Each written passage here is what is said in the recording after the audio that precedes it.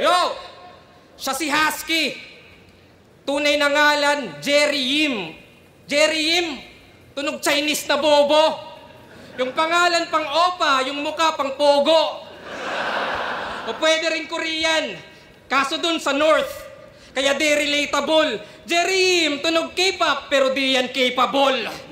O naging boss lots, kabit, tapos lola. Hentay kamin yun na costume, nakakatrauma. Crowd reaction plus distraction. Sa kanya ay win-win, pero kailangan pa ng outfit para lang mag-fit in.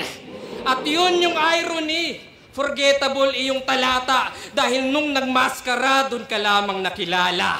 Yes, at yung group... Okay, round 2 ni GL dito. Di siya nag-rebat, no? Dito sa round 2. Dumiretso na kagad siya sa writtens niya.